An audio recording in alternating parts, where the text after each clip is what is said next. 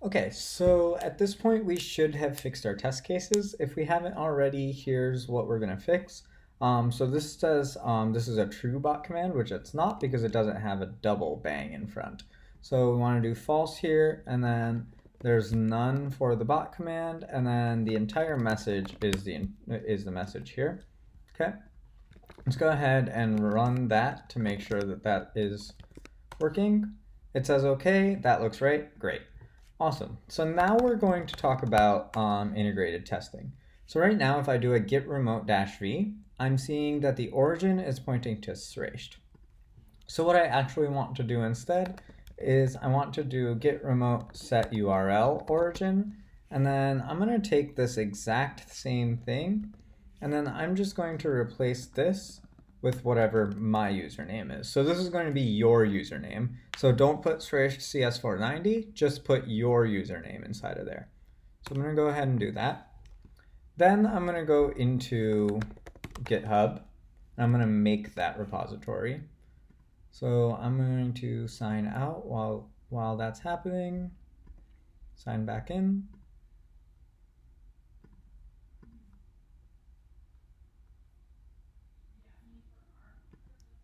And then I'm going to make a new repository now. And it's going to be called lect13, okay? I'm just going to copy and paste that to avoid any typos. Make it public and create that repository. Cool. I've made the repository. Now all I'm going to do is a git push origin master. Okay, so I had some issues just because I had the SSH with my other GitHub account. You shouldn't have those issues. You should be able to just push. Then when you go back in here, you should see everything that you had inside of there. Great.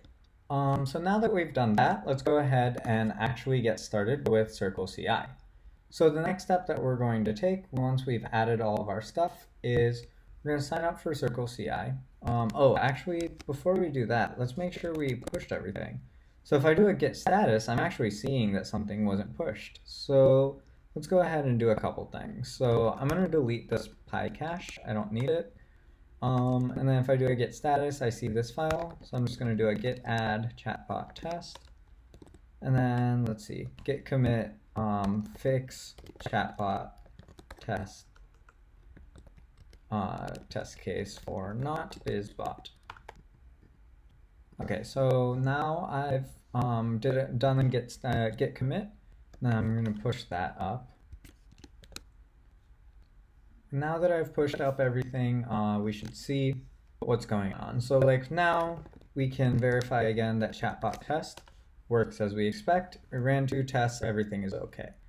Now what we're going to do is go to circleci.com. So I'm going to open up CircleCI. So www.circleci.com. And then let's go ahead and do sign up.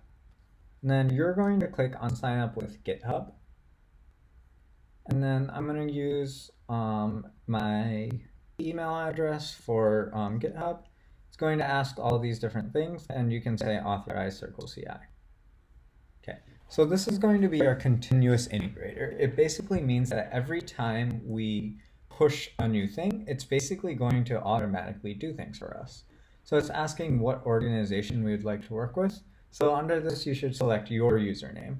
So that's this guy for me. So I'm going to go ahead and select this. And this is basically going to load all of your repositories that you have. So these are all repositories that I have. So let's go ahead and look at lect13 and set that up. So let's click on setup project once we go in here. Cool. So it's saying we'll commit the config below on a new branch, or you can use an existing config. So I actually don't want it to do a new branch. So what I'm going to do instead is just copy and paste this. And what we're going to do is let's jump back into our AWS Cloud 9. And let's do something where we make a new folder. So the new folder is going to be called .circleci. So make cd .circleci. And then inside of here, I want to make a file called whatever this is. And specifically what this is going to be called is config.yaml. Let me see where, okay, I found it down here. I'm just going to copy and paste that. Be careful with the typing, with the name of it. It's YML, so config.yml. So I'm going to create that and then open it up. Okay. And then I'm just going to go ahead and copy and paste these contents. And now let's take a look. So this is some Circle CI version. I don't know what orbs does, doesn't really matter. Executor is basically saying it's Python default. Now check out that repository, load the cache, install dependencies, save the cache, and then run this command. Okay, this run command seems wrong. That's not the command that we've been using to test our file. So let's go ahead and replace it with something that looks like this. So I'm just going to write Python in front. I don't need this test thing. And then instead of manage here, I'm going to do chatbot underscore test. So this is the same command that we've been running here. I just put a / to be explicit about it. And for the name, let's be more specific than test. Let's just say chatbot test. Okay. So now if we do a git status here, we see a couple things. So we see .circleci and .pycache. I'm going to get rid of my pycache one more time. Okay, and then I'm going to do a git add .circleci.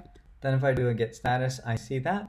So let's do a git commit add config.yaml for circle ci. Okay, now if I do a git status, I'm on the master, so I'm going to go ahead and do a git push origin master. So now if I go here, I should see .circleci inside of here, which I do. Great. So now let's go back into here, and then let's go into our projects and go into lect13. And then let's go back and say set up project and just say use existing config. So if you've already added .circleci, you can start building your project. Great. Let's just go ahead and start doing that. So let's just click start building. You can technically do this, but it's going to create like a pull request, so that's just a little annoying. So I'm not gonna worry about doing that.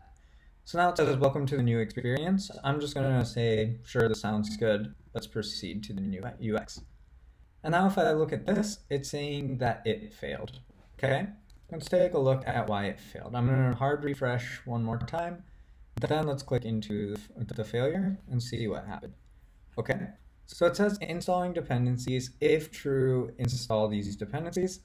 Could not open in requirements file. No such file or directory, requirements.txt. Well, that makes sense because we don't have requirements.txt. So let's open up chatbot test and split test and chatbot and see if there's any requirements. So this has no imports. This has one import unit test, and this has one import unit test. So what I'm going to do is do a pip freeze and then grep this for unit test to see if there's some external dependency that we need to install. Pip freeze is going to have everything. Grep just searches that for whatever we're looking for. So it looks like there's no external dependencies. It still is expecting this file, requirements.txt. So I'm going to go ahead and just make it, but leave it empty. So let's go ahead and touch requirements.txt. Now if we do a git status, we see this again. Let's go ahead and add this now. Git add requirements.txt, git commit add requirements.txt. Now let's do another git push. And now that I've done a git push, we should see an empty file that just says requirements.txt. Has nothing in it. Let's go ahead and move back into here. Now this is the cool thing about continuous integration. So if I go back to lect13, it's already starting to run on my tests. This is really cool. It's basically going to run my tests for me without me having to manually specify that the tests are running. So anytime those tests break, it's automatically just going to inform me. So now we're seeing success. Aha. So now if I click into here, we can actually see what chatbot test does, and it says, okay, it ran the test. So that's how we configure continuous integration, basically. And the cool thing about CircleCI is it's actually going to go ahead and email you whenever your tests break. It can be annoying or it can be great. Basically, you should push tests up when you're confident that they're working and whenever you know that everything is good to go. So whenever we've been able to do this, we should always see this as success. And the emails might be annoying, but if you're doing testing correctly, which I hope you all are, then Circle CI shouldn't email you that often. You actually do want to be notified whenever your tests break. So this is how we're going to use integration testing in our class. We're basically going to spin this up on Circle CI, and then we can use Circle CI, and we can use like the config.yaml to figure out what tests we want to run. So let's go ahead and configure one more test. So inside of here, let's go ahead and do another command. So let's do run, and then we can do another command here. So in this case, we might want to do command python / and then we had our split test .py. Okay, and let's name this our split test. So I'll just name this Python's split library test. Something more specific, sure. Okay, and then now I'm going to add this one more time. So just go ahead and do that. And then commit these changes. Add new split test. Okay, and then I'm going to do a get push. Okay, so now I've pushed my changes. I'm going to, as usual, just check on GitHub to make sure it's pushed up. So let's go config.yaml. Looks like it was pushed. And now let's go back in here and see what happens. It says it failed. Let's go ahead and see why it failed. So now it's saying 2 not equal to 3. So it looks like we actually ran this test without realizing that those split tests were broken. So let's go ahead and do Python split test.py. We do see 2 not equal to 3. So it looks like we didn't fix these errors. So let's go ahead and fix these errors one more time. And let's do something like that. And then let's rerun our tests. Okay, everything looks good. Okay, so now I've pushed those changes. Let's go in here and see what happens. So this is my 4th commit, and then you can basically say, okay, I fixed my split test, and let's see if it actually changed. Now, one thing I can do is actually click into it while it's running and see what's actually happening. So I can actually look at the logs of what it's actually doing inside of here. These logs are actually more helpful than Heroku logs, so these logs are actually kind of helpful and can tell you what's actually going on. So right now it's just spinning up the environment. Let's see what happens after it's finished doing that. Okay, so it looks like it's finished running. So if I open up the chatbot test, it says okay. And then if I open up Python split library test, it's also going to be okay. So one thing that you can do inside the config.yaml is, well, you can do a lot of stuff inside the config.yaml. So if I just look up circle ci config.yaml, you can actually see crazy documentation for it. And it's really cool. For example, you can like set up Docker, you can set up PostgreSQL, you can set up a lot of stuff inside of here. And I highly recommend that you do that stuff. So you can like use all these different things. You can set up environment variables. There's a whole bunch of stuff that you can do inside of here. If we have a little bit more time, then I'll probably cover that as well. So you can look at like these environment variables to use them instead of like having your passwords in line and stuff like that. But Circle CI is a very powerful tool for automated testing. So this is continuous testing. So anytime you push your changes, it's going to run your tests. And anytime you get a failure, it's going to email you that you failed, that you broke your tests. This is how to make sure that your projects are always solid. It makes sure that you're always running your tests and none of your tests are breaking down with any of your new commits.